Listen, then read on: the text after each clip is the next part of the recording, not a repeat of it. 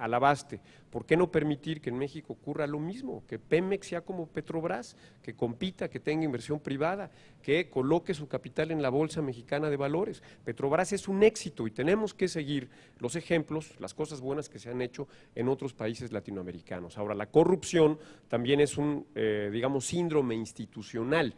No solamente se combate con la voluntad personal, se combate alineando los incentivos de manera adecuada. Y los monopolios de gobierno en todo el mundo tienden a ser corruptos, opacos, a explotar a los consumidores y a no ser eficientes. Por eso es fundamental acabar con los monopolios en materia de petróleo, lo cual redundará en beneficio de la nación, mayores empleos, mayores ingresos, más inversión privada, más crecimiento económico y mayores oportunidades de bienestar para los mexicanos. Josefina Vázquez Mota. Por supuesto, yo no estoy hablando de privatizar Pemex. Lo que estoy hablando, queridos jóvenes, es de tener una industria petrolera moderna como la que ustedes y México necesita. Estamos hablando de las reformas que México requiere. Es claro que el candidato del PRD no quiere las reformas. Yo sí quiero las reformas y se los quiero decir directamente porque a eso hemos venido a este debate. Un México sin reformas es un México que no les va a dar ni los empleos ni los ingresos que ustedes merecen y necesitan. Y le quiero decir a los trabajadores de Pemex, modernizar Pemex les va a dar mejores ingresos a ustedes, pero le va a quitar privilegios a los caciques que hoy tenemos en los sindicatos. Les pregunto a ustedes, trabajadores de Pemex, ¿qué sienten cuando la hija del líder petrolero pasea a sus mascotas por todo el mundo con jet privado y yates de lujo con las cuotas que ustedes les pagan? Si Petrobras en Brasil está financiando política social, política educativa, ¿por qué tener a Pemex de rodillas? No, me parece que aquí nos están mintiendo. Ni estamos hablando de privatizar, estamos hablando de modernizar y que México sea un mejor país. Un país sin reformas es un país condenado a la mediocridad. Yo sí estoy del lado de esta reforma energética que salvaguarda los derechos de los trabajadores, que quita los cacicazgos que tanto lastiman a costa de las cuotas de los trabajadores. No podemos condenar a México a una industria petrolera que tiene una gran potencialidad y que no la está aprovechando. Nada tiene que ver con la privatización. Gracias, Josefina. Gabriel Cuadri. Sí, yo le pediría a Josefina que nos aclarara cuál es su visión o su idea del combate a los monopolios en energía, porque a mí no me queda claro, Josefina, si estás a favor de que siga habiendo un monopolio público del gobierno o haya competencia en el sector de hidrocarburos. Creo que vale la pena aclararlo por las razones que ya hemos comentado. Ahora, mi posición antimonopólica también se extiende al sector de electricidad. México no merece y no tiene por qué tener un monopolio en el servicio público de electricidad. La competencia también sería buena en este sector.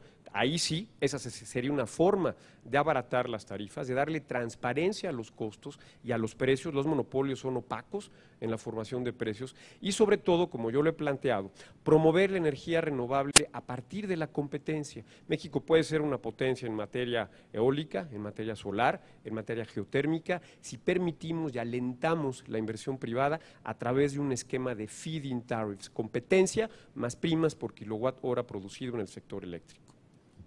Gracias, Gabriel Cuadri. Josefina. Creo que he sido clarísima al decir que se tiene que abrir la inversión privada complementaria de la inversión que hoy tiene Petróleos Mexicanos. Y el otro camino que se está planteando por el candidato del PRD es un camino de deuda, porque bajar los precios por decreto o por voluntad ya lo hemos vivido antes en México. Eso nos lleva al caos, eso nos lleva a la deuda, eso nos lleva a las crisis económicas, eso nos lleva a perder lo que hemos logrado con tanto esfuerzo.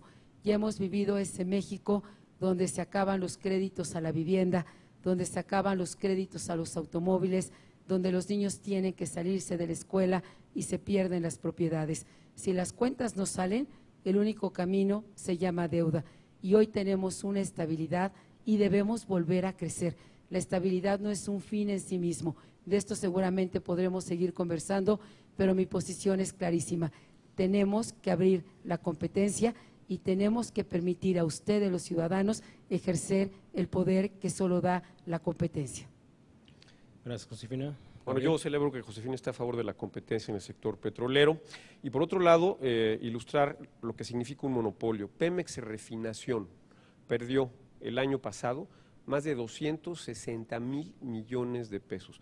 Un monopolio no tiene estímulos para ser eficiente y eso es lo que ocurre cuando tenemos monopolios de gobierno. Gracias, Gabriel. Josefina.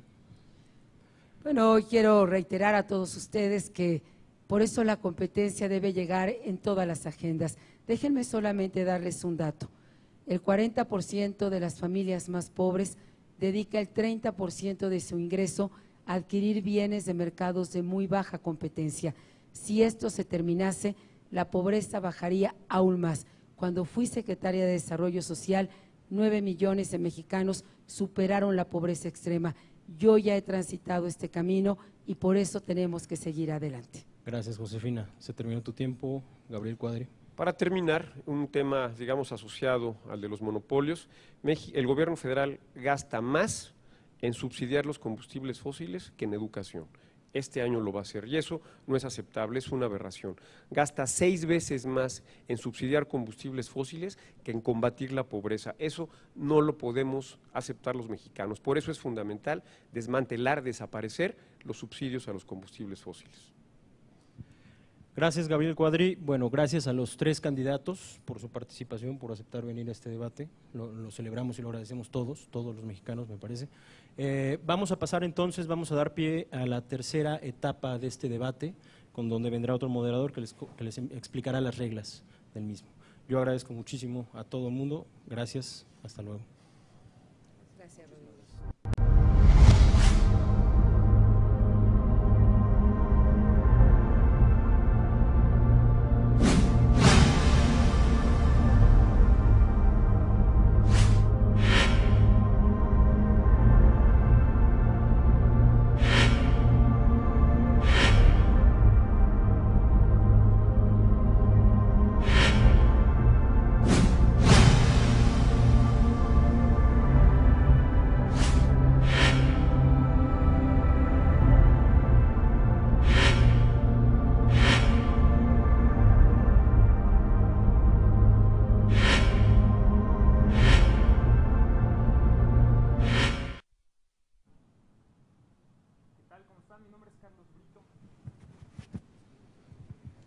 ¿Qué tal? ¿Cómo está? Mi nombre es Carlos Brito y esta es la tercera fase del debate 132.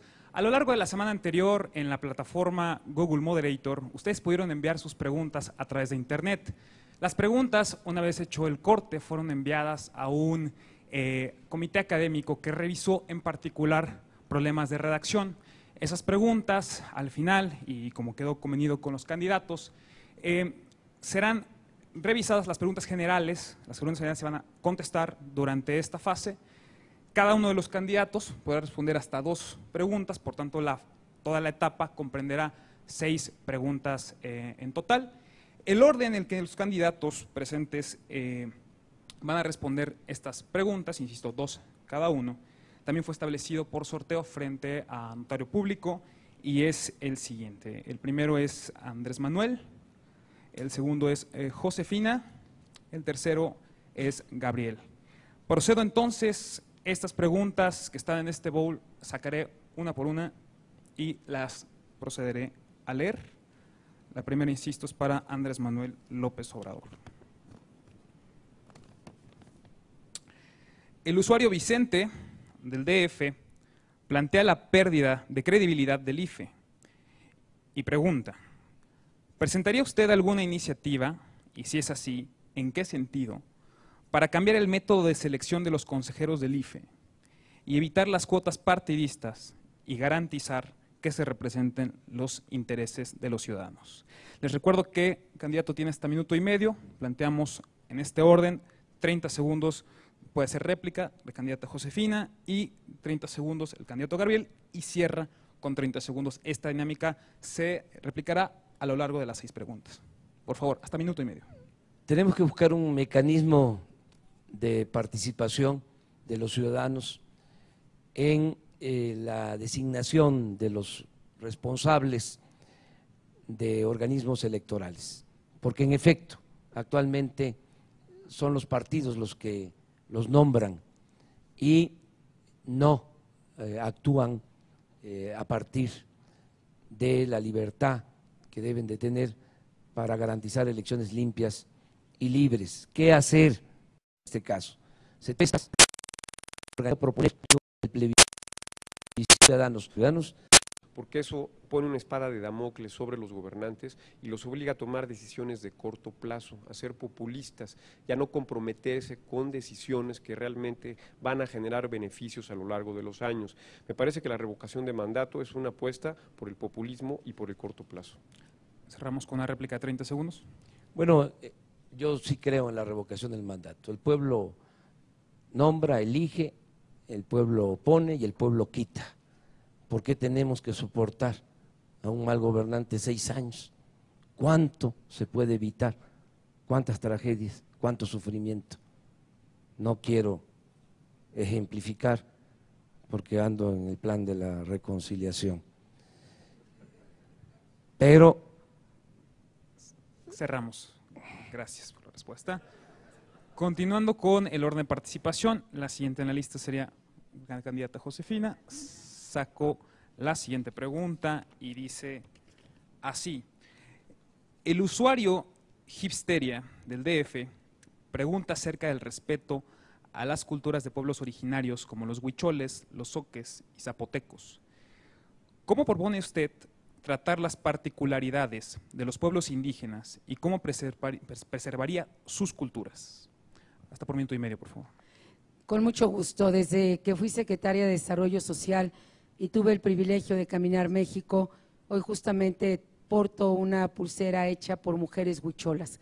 Conozco perfectamente el Nayar, conozco perfectamente cada rincón del país y creo que tenemos que tomar decisiones importantes. Primero, que podamos ofrecerles esta educación bilingüe en su lengua original y también en español para preservar las lenguas, los usos y costumbres. Pero déjenme retomar las palabras de Eufrosina, de esta mujer oaxaqueña a la que en su comunidad no le quisieron reconocer su triunfo porque la palabra mujer no existía.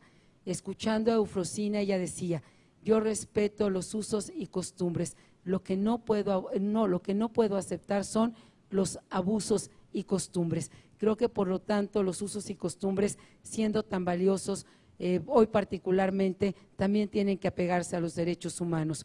Por otro lado, yo sí he propuesto la Secretaría de Cultura y me parece que la cultura no solamente es una agenda de reconciliación, es una agenda de involucramiento, de inclusión y de respeto a la dignidad de nuestros pueblos indígenas. En tercer lugar, que sigamos ampliando la cobertura de programas como es el caso de Oportunidades, pero hoy con crédito a la palabra. Las mujeres son muy pagadoras y ahora necesitan tener productividad también. Gracias, candidata. Sigue 30 segundos. Gabriel, por favor. Bueno, hay instituciones indígenas comunitarias milenarias que me parece que en la segunda reforma agraria que México necesita para el siglo XXI deben de jugar un papel esencial